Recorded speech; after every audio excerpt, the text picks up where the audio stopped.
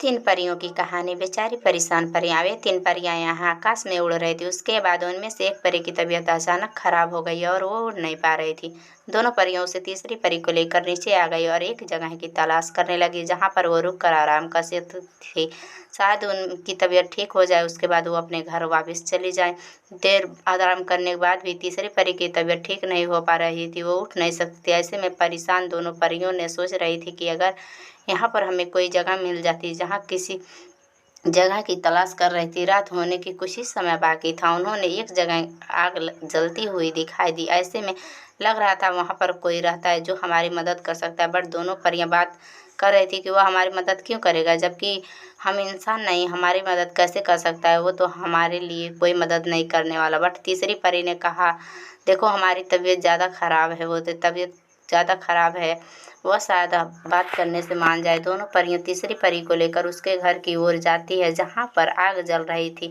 ठंड का मौसम था और सभी लोग को अपने घर में ही थे। दोनों परियां उस घर का दरवाज़ा खटखटाती और कुछ देर बाद एक इंसान बाहर आता।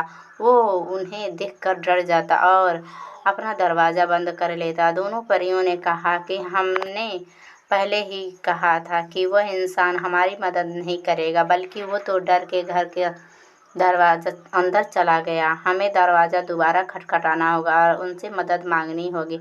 शायद हमारी मदद कर सकते हैं। बट आदमी बहुत डरा हुआ नजर आ रहा था।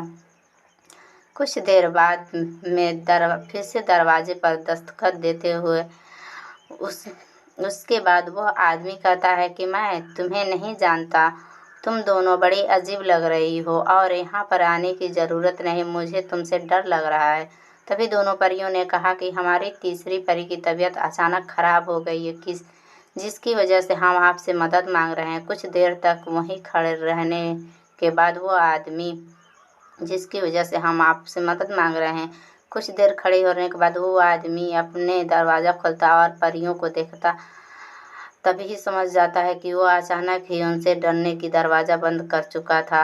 वो कहने लगा कि तुम परियों हो, मैंने तुम्हें आज तक कभी नहीं देखा, आज पहली बार तुम्हें देख रहा हूँ। उसके बाद परियों कहती हैं कि तीसरी परी की तबीयत अचानक ख़राब हो गई है, आप हमारी मदद कीजिए। दोनों अपनी परियों को उसके घर के अंदर लाती और वह आदमी देखता है कि उसकी तबीयत बहुत ज़्यादा ख़राब है और वह उनके लिए कुछ भोजन तैयार करता है, जिससे कि शायद भूख लग रही है, इसकी वजह से उनके लिए भोजन तैयार कर रहा था। तीसरी परी ने भोजन कर दिया और वह आराम कर सकती थी। सुबह परी की तबीयत ठीक हो जाती।